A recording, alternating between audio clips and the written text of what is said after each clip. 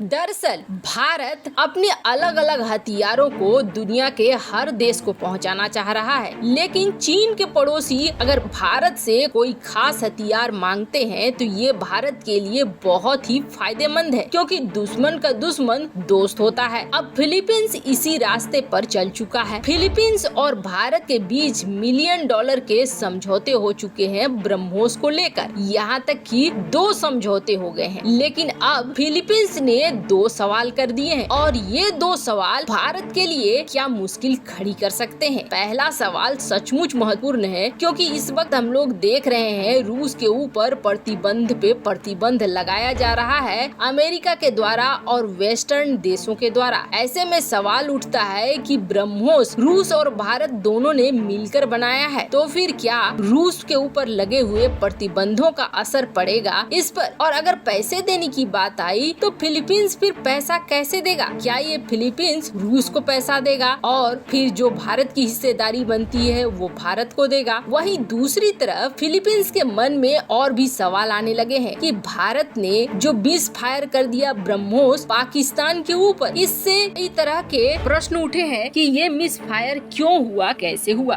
दरअसल भारत ने फिलीपींस की दोनों ही चिंताओं को सॉल्व कर दिया है। पहली बात तो भारत ने ये कह दिया है कि जो ब्रह्मोस है वो भारत और रूस का जॉइंट वेंचर जरूर है, लेकिन यहाँ पर आपको हमें पे करने होंगे बायलैटरल बेसिस पर, यानी कि हम दोनों आपस में पेमेंट करेंगे। मुझे जो पेमेंट करना है रूस को वो पेमेंट मैं करूँगा, यानी हमारे देश का जो पेमेंट रूस को जाना है, जो हिस्सेदारी है उसके हिसाब से वो भारत करेगा, लेकिन फिलीपींस को जो पेमेंट करना है वो पेमेंट भारत को करना है। और ये बात साफ किसने की तो आपको बता दें, ये बात साफ ही है जो इंडियन एम्बेसडर है फिलीपींस में शंभू कुमरान ने इस बात को। वहीं दूसरी तरफ ब्रह्मोस के बारे में दूसरा सवाल फिलीपींस का पाकिस्तान को लेकर था, जिस पर भारत ने समझाया और बताया कि ये एक एक्सीडेंटल लॉन्च था, एक दुर्घटनावश लॉन्च हो गया, बाकी ऐसा कुछ नहीं है कि इसमें कोई टेक्निकल माल फंक्शन है या फिर और कोई मैटर है। ऐसे ब्रह्मोस जब पाकिस्तान के ऊपर छूटा तो ये प्रश्न करना तो बनता है फिलीपींस का, क्योंकि फिलीपींस बड़ी संख्या में ब्रह्मोस मिसाइलों को खरीद रहा है, तो उसे पता होने चाहिए कि कैसे ब्रह्मोस को मिस फायर किया जाता है या कैसे ब्रह्मोस मिस फायर हो जाता है। इसे आपको बता दें, भारत की तरफ से ये साफ किया गया फिलीपींस के डिफेंस सेक्रेटरी को कि हमने इसके जांच के आदेश दे दिए हैं, जांच की रिपोर्ट की वेट हो रही है, लेकिन अब तक ऐसा नहीं हुआ है किसी तरीके से ये मिस फायर हो गया है। इसका हम लोगों के बीच जो व्यापार चल रहा है उस पर कोई असर होने वाला नहीं है। और जहां तक प्रतिबंधों की बात है तो ब्रह्मोस प्रतिबंधों से यूं ही निकल जाएगा, इसलिए निकल जाएगा कि ब्रह्मोस पे भारत की हिस्सेदारी है 51% की, वहीं रूस की हिस्सेदारी है 49% की। ऐसे में भारत का